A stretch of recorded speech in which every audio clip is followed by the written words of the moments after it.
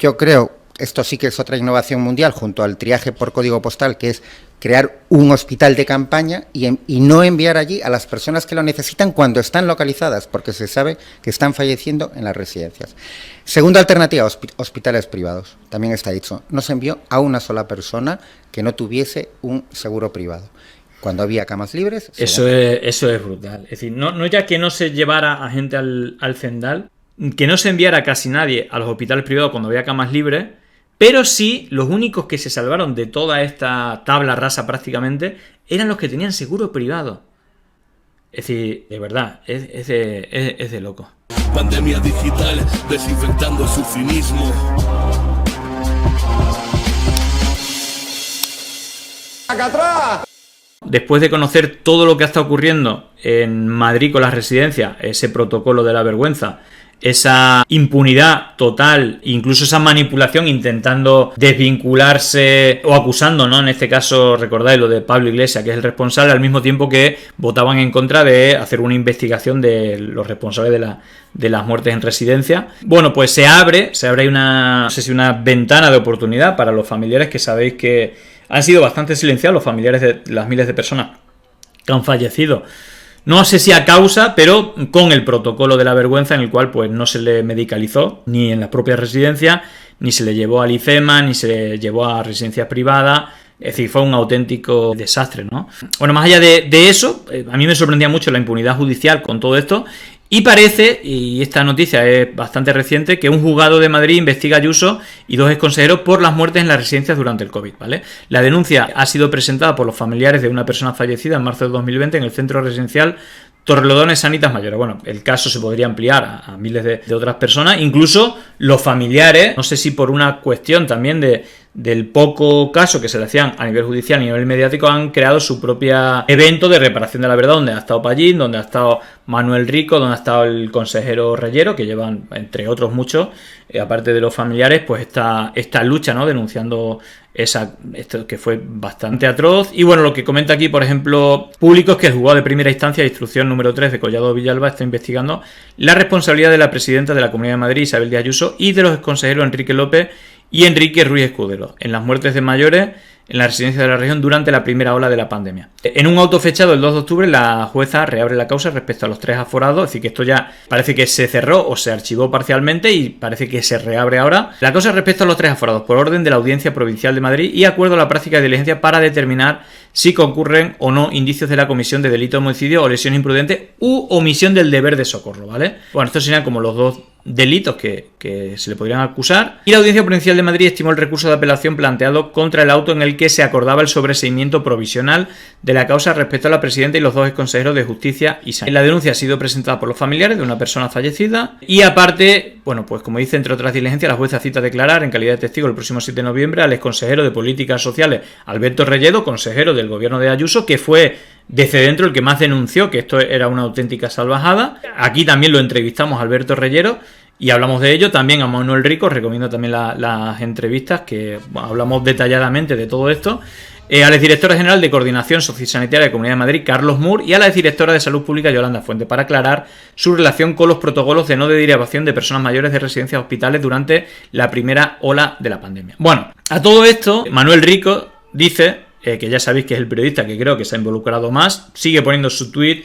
contando los días desde que se lanzó el protocolo, que tiene pues al menos una relativa culpabilidad de los fallecimientos. Todo esto se juzgará y se verá, pero como dice Manuel Rico, ahora que un juzgado de Madrid parece interesado en investigar qué hizo el gobierno de Ayuso con la residencia, puede ser un buen momento para dar la máxima difusión a este vídeo. ¿Me ayuda? Intento explicar una omisión de socorro de libro. De hecho, es uno de los delitos, aparte del homicidio imprudente, pues el delito de omisión de socorro. Bueno, aquí lo explica perfectamente y creo que es de justicia escuchar algo que es una auténtica atrocidad, que no hay por dónde cogerlo y que no tiene nada que ver con derecha e izquierda, sino falta de humanidad. Da igual si esto lo hiciera un gobierno de izquierda o de derecha. Ayuso pudo haber enviado más de 1000 profesionales de atención primaria a las residencias, pero prefirió destinarlos al Zendal.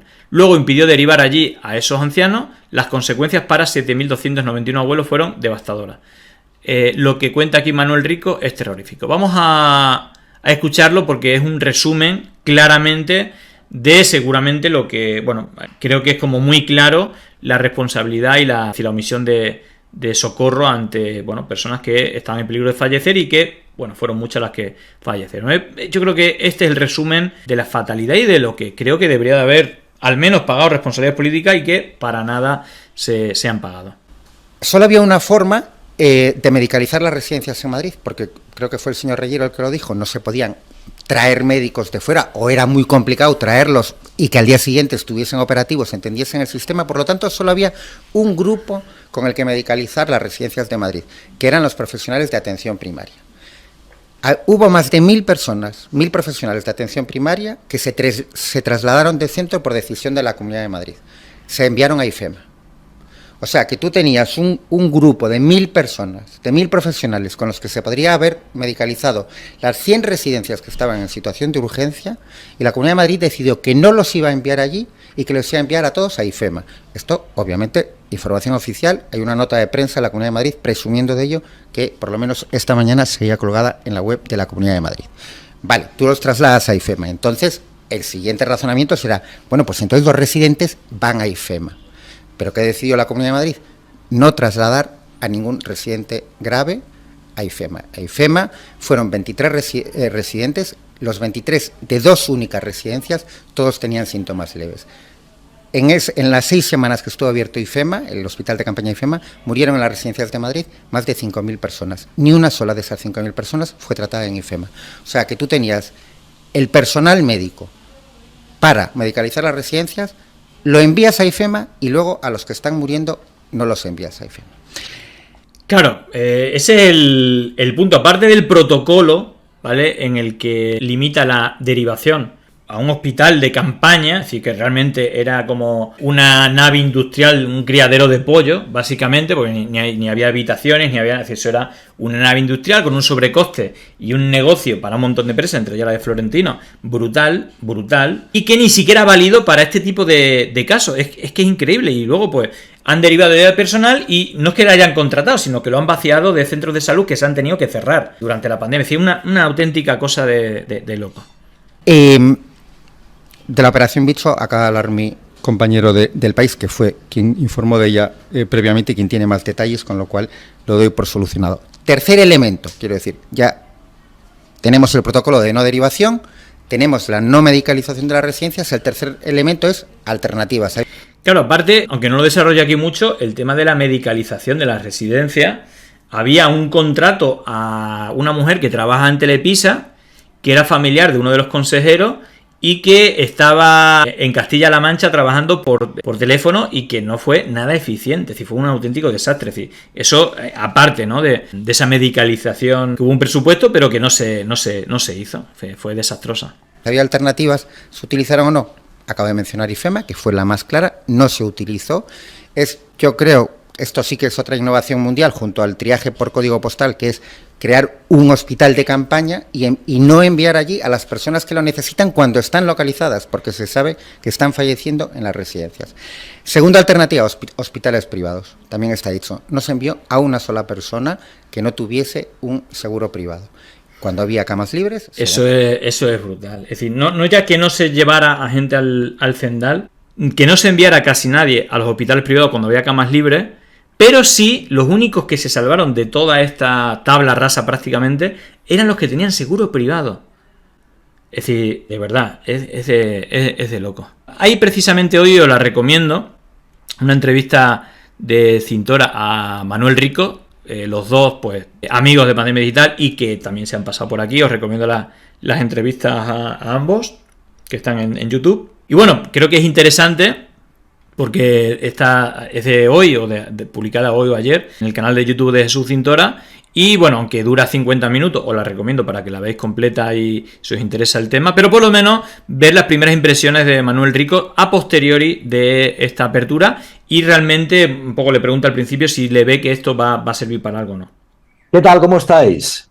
Bueno, vamos a hablar de un asunto muy importante porque un juzgado de Madrid investiga a Ayuso por las muertes en las residencias durante la pandemia. 20.000 durante la pandemia de COVID en España, casi la mitad solo en la Comunidad de Madrid. Manuel Rico es uno de los grandes periodistas de investigación de este país. el mayor experto en este asunto, ha escrito Vergüenza, el escándalo de las residencias. ¿Qué tal, Manuel? ¿Cómo estás? Encantado de Hola saludarte. Jesús, encantado de Bueno, el saludarte. titular es ese y puede marcar un antes y un después. Me parece muy importante el hecho de que este juzgado de Madrid investigue el presunto delito de omisión de socorro por parte de Ayuso y su gobierno con esos ancianos que murieron en las residencias como si fuera una ratonera, ¿no? Sí, a ver, yo creo que hay que ser cautos porque es una reapertura de una causa que se había cerrado antes, pero hay varios datos importantes que los iremos comentando y uno es el que tú dices. La investigación es por dos presuntos delitos, homicidio y la omisión del deber de socorro. En lo que respecta a los políticos, sinceramente, yo creo que el que se podría demostrar con los hechos y datos que conocemos es de la omisión del deber de socorro, porque hubo un tema De hecho, es lo que él insiste, hay como 4, no solamente uno, sino hay 4 elementos que certificaría esa omisión de socorro, ¿no? institucionalizado, que si quieres entramos luego en más detalle, mientras que el del homicidio, aunque fuese imprudente o lesiones imprudentes, perdón, es más difícil de responsabilizar a los cargos políticos como Ayuso o los otros dos consejeros que figuran querellados por la muerte de una persona en la residencia de Sanitas en Torrelodones. Claro, porque dices, si el juzgado se pone a investigar el delito de omisión del deber de socorro, ahí puede haber materia. Entre otras cosas por el llamado protocolo de la vergüenza que hizo que hubiera ancianos que no fueran atendidos, alguna otra más de las razones que llevaron al tratamiento de estos ancianos en las residencias, porque murieron allí, murieron Los además 4 muchos sin atención, que hemos visto asfixiados. antes. ¿Hay materia? ¿Puede haber materia? Sí, sin ninguna duda. Y creo que también puede haber materia penal, aunque esos son los tribunales quienes tienen que decidirlo, porque la omisión del deber de socorro realmente se basa en 4 hechos. Primero, el protocolo que has mencionado. El protocolo impedía, de hecho, la derivación a los hospitales de los residentes más vulnerables, aquellos que tenían dependencia física o deterioro cognitivo alto. Para entenderlo, si iban en silla de ruedas, por ejemplo, o si tenían un Alzheimer en una fase avanzada, se les impedía el traslado a los hospitales. Este es el primer elemento que la lectura del protocolo ya da una muestra de la crueldad de quienes lo redactaron y lo aplicaron, ¿no? Pero ¿Quién es un protocolo que sale de la Comunidad de Madrid? es un protocolo Fíjate que incluso lo llegaron a negar, ¿no? Es decir, cuando todo eso es imposible borrarlo, ¿no? Se mandó a los hospitales, a las residencias y se ejecutó. La prueba es que se ejecutó. Fíjate si llegó que se ejecutó al pie de la letra. firma el director de coordinación sociosanitaria, en aquel momento, Carlos Moore, pero que obviamente él lo firma después de reuniones con otros altos cargos de la sanidad, en las que participa, entre otros, el consejero de sanidad, pero también otros altos cargos. Eso es una de las cuestiones que habría que aclarar. Pero, por retomar el hilo, el protocolo es muy grave, pero para entender realmente lo que pasó es necesario tener en cuenta otras 3 cuestiones. Segundo, no se medicalizan las residencias, es decir, no se envían personal sanitario ni recursos a las residencias, que sería otra forma de atender a las personas que lo necesitaban. Tampoco se envía a ningún residente grave al IFEMA, donde se crea un hospital de campaña que está abierto 6 semanas. Durante esas 6 semanas mueren en Madrid más de 5.000 personas en residencias sin recibir atención hospitalaria en el propio centro, y ni uno solo de esas más de 5.000 personas es enviada a IFEMA.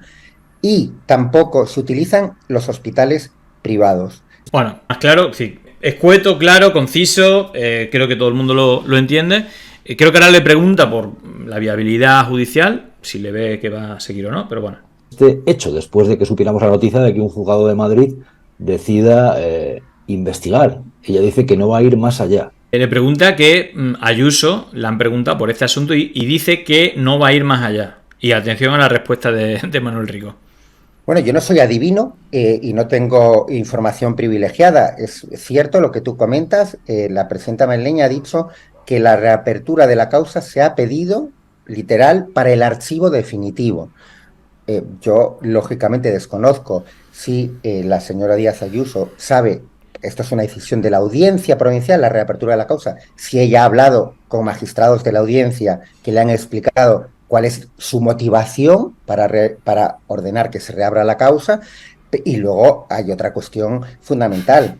la jueza ha pedido la declaración de 3 testigos, entre ellos Alberto Reyero, que era entonces el consejero de Políticas Sociales y escribió un libro demoledor sobre lo que ocurrió en las residencias, pero también la jueza también ha pedido diversa documentación, alguna muy interesante, como el plan de choque que se aprobó el 26 de marzo de 2020, los recursos facilitados a las residencias, toda una serie de documentación que ha solicitado la Consejería de Sanidad. A mí me produce o asombro o preocupación que Ayuso sepa ya qué va a hacer la jueza cuando ni ha escuchado a los testigos, ni ha recibido la documentación, lógicamente, porque el auto es muy reciente, ni ha podido analizar la documentación, y que Ayuso ya sepa cuál va a ser el desenlace, pues realmente pues, es muy sorprendente. Yo creo que debería dar explicaciones públicas inmediatas sobre estas declaraciones y saber en qué se basa, o si simplemente las ha hecho, digamos que a tontas y a locas, ¿no? Ya sabéis que el entorno de Ayuso, de Tino, de Aznar, de Esperanza, tiene muy buena relación con los jueces, ¿no? Entonces, bueno, en fin, no sé si tendrá información privilegiada, pero un poco raro que cuando todavía no se ha hecho la instrucción y las declaraciones ya la señora Ayuso sepa que no va a ir a más y que se va a cerrar y tal y cual. Bueno, incluso dice que se ha abierto para cerrarse o algo así, que es un procedimiento, digamos, rutinario. En fin, ahí está la entrevista, es mucho más larga, quedan más de 43 minutos. Yo creo que con esto es suficiente, por lo menos para ver esa primera impresión, las declaraciones de Ayuso, la probabilidad de que ese juicio vaya adelante o no, y sobre todo la materia prima que hay, y que Manuel Rico, que es el periodista que más encima está de la causa, pues que lo define explícitamente de manera muy clara, concisa, de esos 4 puntos que no hay por dónde agarrarlo y que creo que son injustificables.